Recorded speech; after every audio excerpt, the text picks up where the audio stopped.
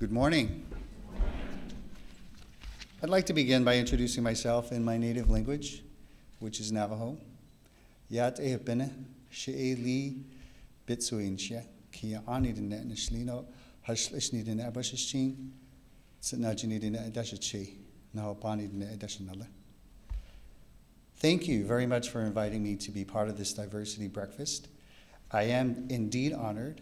I'd like to begin by thanking Dr. Valerie King for connecting with me earlier this year at the Institute for Higher Education Policy Academy that was held in New Mexico.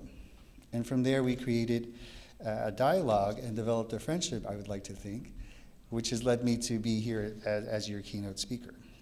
And thank you also to President Hitt for his warm welcome, and also to the rest of the UCF community for honoring diversity in a way that I haven't seen on such a large scale. I was impressed with the size of the campus as we drove on to the campus this morning. And then as I talked with Dr. King about the numbers that are here, that's quite impressive. In fact, I was just at Arizona State last week, and someone had mentioned the enrollment size there, and I was thinking in comparison to that, you've grown in so many ways, and now that you have a medical school campus, that's just quite impressive. So I'd like to begin by talking a little bit about what we have contributed as Native people. And I'd like to begin with a map of what America looked like during pre-European contact. And rather than showing you land bases, I felt that it was important to show you what types of languages and how many different languages there were during pre-European contact. And this is something that most people don't understand. And at the time, there were several hundred languages that were spoken. And today, I think there are less than 200 native languages that are being spoken today. And so the title of my presentation is From Lands to Institutions. And I think that we all know who Sacagawea is, or who she was. And that's where I'd like to begin. Because if it wasn't for her, I don't think Lewis and Clark would have gotten past the Mississippi. And so she was basically instrumental in guiding Lewis and Clark into Northwest America. And they reached this Pacific Ocean, we all know this. But she was also an ambassador because she could speak several languages so that she guided Lewis and Clark and helped them avoid conflict all the way throughout their journeys. And oftentimes you'll read about different accounts about what she accomplished, but I think we all know that she was honored with her image on a coin in, I believe it was 2000. And so what is it that we ceded to the US government? They were lands, and these are based on treaties. And why are treaties important? Because we are nations within a nation, and people don't often understand what it means for Native Americans to designate themselves or self-identify as Native American nations. For instance, I am a Navajo. I am an enrolled citizen of the Navajo Nation. So in a sense, I hold dual citizenship. First, I am Navajo, and then I am also a US citizen. So what does this mean? So I have an enrollment number, and that's akin to a Social Security number. And so if I want to receive, say, health services or a scholarship or any type of benefit, like a scholarship, as I mentioned, that's similar to a Pell Grant, right? So if I'm eligible for a Pell Grant, the only way that I can receive one is if I have a Social Security number. So in order for me to receive a Navajo Tribal Scholarship, then I would have to have an enrollment number, which I do. And so that's how we are a nation within a nation. And so why are we dependent in some ways, or why do we expect revenue or funding from the US government? Well, this is based on treaty obligations, and sometimes people don't understand that. And so we're also not only a racial community, but we're also a political community. And that is because of the tribal governments that we have established over years. And so I'd like to return again to the basic elements of governance. And you may have heard of wampum. And the wampum is basically beads made out of quahog shells. And they were used by Algonquin-speaking peoples in the Northeast. And that's where European contact occurred on the East Coast. There were earlier instances of contact through the southern route, through Mexico and up into the Southwest. So basically, wampum was used as a form of currency, but also for trade and also for treaty obligations and treaty agreements. And wampum was used by the Iroquois Confederacy, which is a confederacy of the Oneida, Onondaga, the Mohawk, the Cayuga, and they were later joined by the Seneca. And there are some accounts that describe the way that they governed themselves with respect for egalitarianism and democracy, which some scholars point to as laying the foundation for what the current U.S. Constitution is based upon. And so basically, wampum is used as, again, currency until, it was legal currency up until the late 1600s. And then, of course, due to counterfeiting, where people were taking white beads and dyeing them purple. So, counterfeiting has been around since the beginning of time. I'm sure we're all aware of that. So that happened with wampum. And then it came to a point where white shells were preferred over purple. And with the introduction of silver coins, silver coins soon replaced wampum. And so rather than going over the litany of atrocities that happened by the U.S. government and talking about how lands were taken and treaties were drawn up, and a lot of them were not honored, I'd like to now focus on how institutions were established, especially during colonial times. So there were 3 colonial colleges that were established with the intent of educating Indian people in this country. And the first one is Harvard University, but at the time was Harvard College. And so it was established in 1636. But in 1650, there was an actual charter commitment to the education of English and Indian youth of this country. And that was overlooked for a few hundred years. But as I indicate on my slide here, in 1655, the first Indian graduate was Caleb Chesatiamok, who is Mashpee, or Akina Wampanoag, excuse me. There's the Akina Wampanoag who are on the Martha's Vineyard, who are federally recognized. And then there's the Mashpee Wampanoag on the Cape, who are state recognized. And I'll talk a little bit more about what that means later on. So it wasn't until the 70s that the American Indian Program was established. And that was the first effort since the Indian College that had been built to acknowledge American Indians and the charter commitment to Indian education. And then the American Indian Program was reestablished in 1990 as the Native American Program to be all-inclusive of all indigenous people of the U.S. and its territories.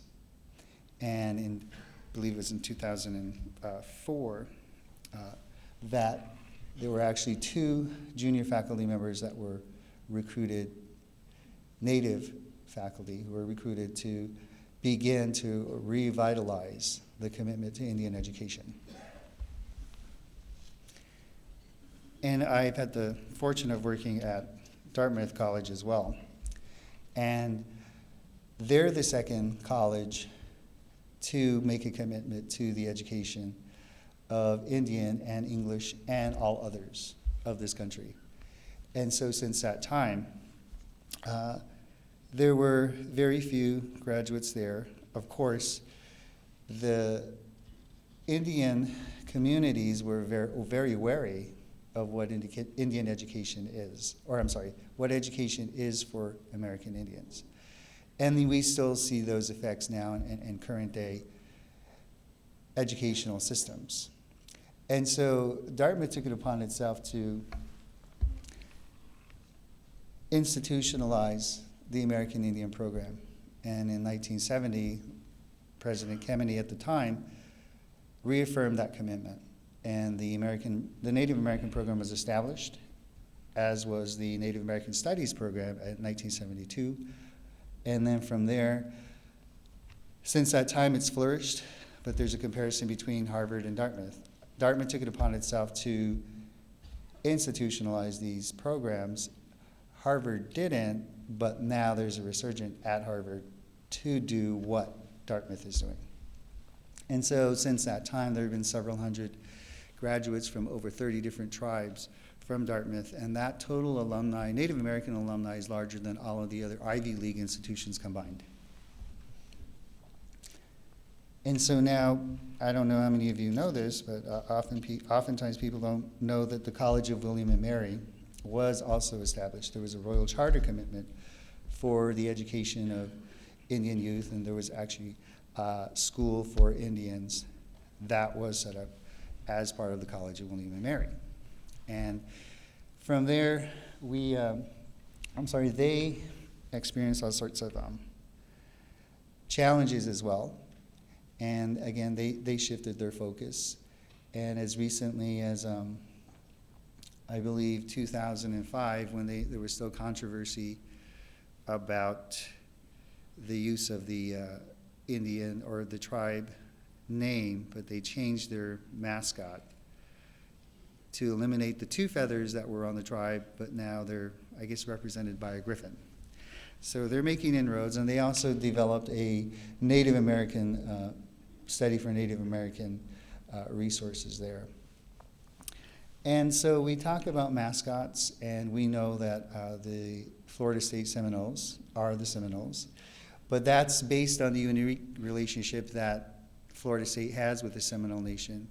And even though in 2000, there was controversy all the way up until 2005, when the NCAA allowed for Florida State to use the name the Seminoles as a mascot.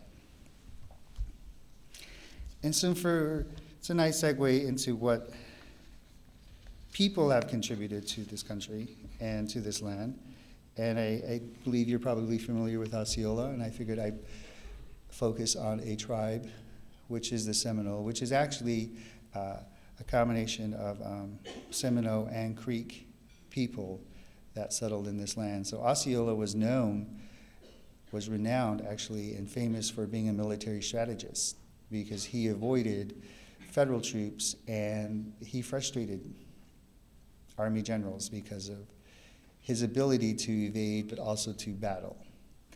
And I mention him because his descendants are still around today, as opposed to a lot of tribes that were extinguished and terminated up and down the eastern seaboard. And so I'd like to focus on different people who I believe contributed to the prominence of the U.S. throughout the world. And I don't know how many of you have heard of Jim Thorpe, but he was an exceptional athlete all around. He was an All-American in football. He also played baseball, and he was also a track and field runner. And it was actually baseball that led to a lot of controversy for him he won in the 1912 Olympics in Stockholm, Sweden. But those gold medals were taken away from him because he had received money for room and lodging while he was on a semi-pro baseball team. But they were later reinstated in 1982, and they were returned to his family. And in the arts, we have R.C. Gorman, Rudolph Karl Gorman, and he's been sometimes called the Picasso of Indian artists and the Reservation Dolly, which makes me laugh, and I think that's a nice name for him. But he He's had one-man shows, the first one-man Native American show in Taos, New Mexico, and for the Hay Foundation. And he was also honored by Harvard, and he was given a humanitarian award in fine arts in 1986. And in Colcha, we have Maria Tallchief, who was America's first prima ballerina, and she performed with New York City Ballet for 15 years. And she was in the title role for Tchaikovsky's The Nutcracker. So, which brings me back to language and how important it is. And we know the Navajo code talkers only because of recent honors, and also through the movie with Nicolas Cage, who seemed to be a little bit old, in my opinion, to be playing a young Marine. But it went well. And so, with the Navajo code talkers, they developed a unique code based on the Navajo language, and they were primarily active in the Pacific Theater during World War II. And many soldiers and other military leaders assert that Iwo Jima would not have been won had it not been for the Navajo code talkers. But in addition to the Navajo code talkers, there were also other tribal nations who had code talkers, like the Choctaw and the Cherokee. And so the Navajo code talkers' participation was classified until 1968.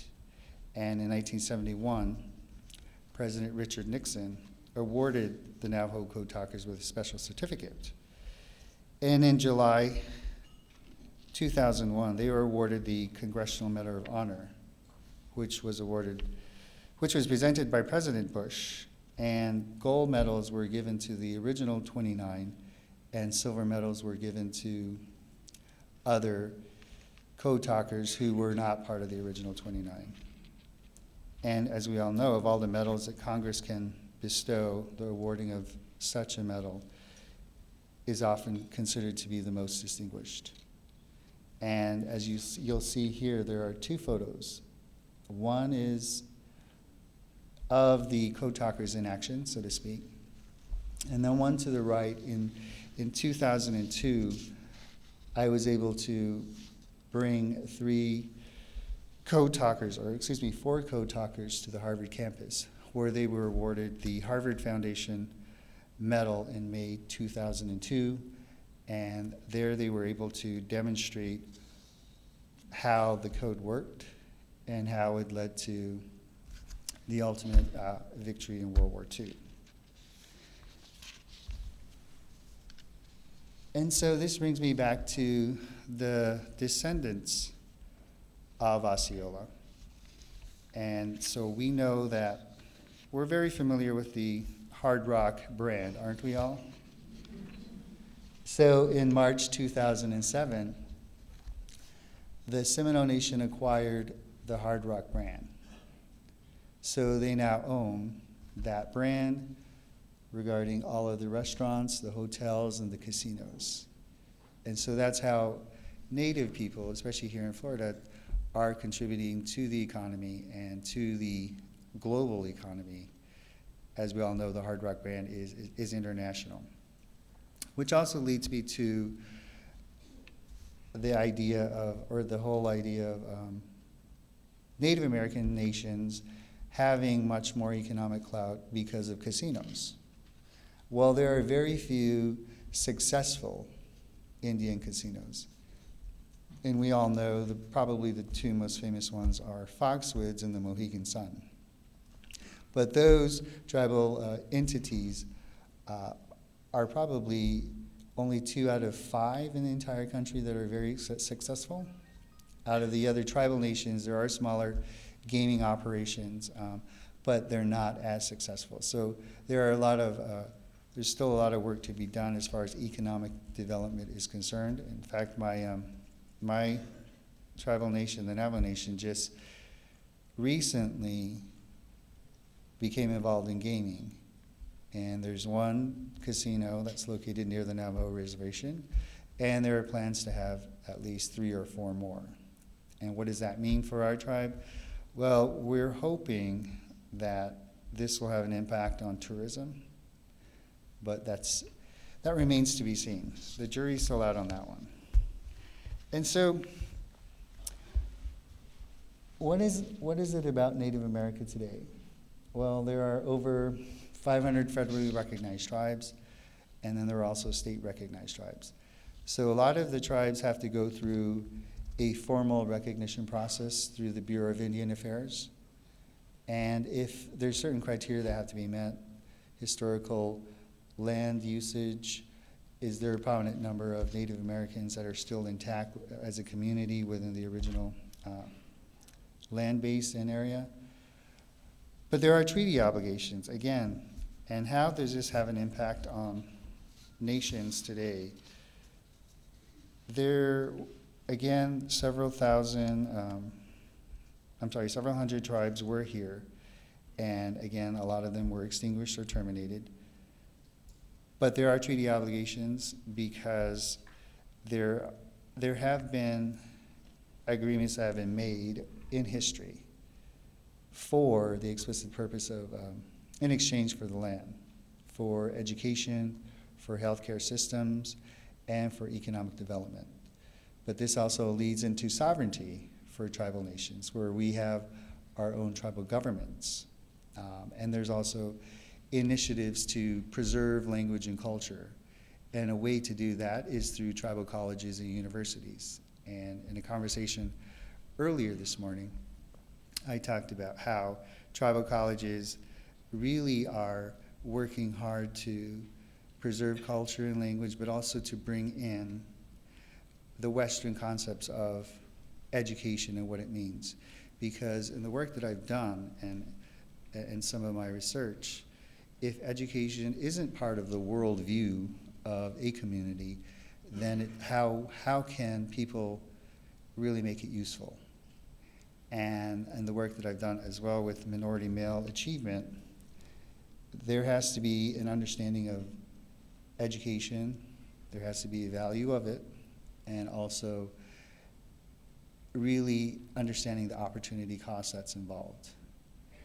And so that's where I am at now with the work that I do. And a lot of the people that I work with are supportive, especially at Harvard Medical School, to allow me to work with tribal nations throughout the country. And so what I want to show you is this map of where federal Indian reservations are and some state-recognized tribes. And so this is in comparison to the map that I showed you earlier regarding several hundred languages and now just land bases dotted throughout the country. And so on that note, I would be happy to answer any questions if we have time.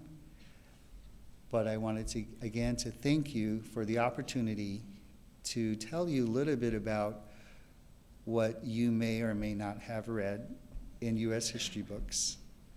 And so whenever we talk about Native American enrollment numbers, people say, well, Native Americans aren't represented because they're statistically insignificant, and Native Americans are invisible. And I counter that by saying, well, you can see me. I'm visible. It's all a matter of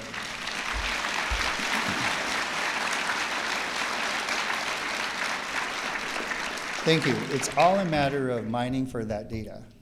There are Native Americans everywhere, and on our drive over here, I told Dr. King, well, there are more Indians around than people are aware of.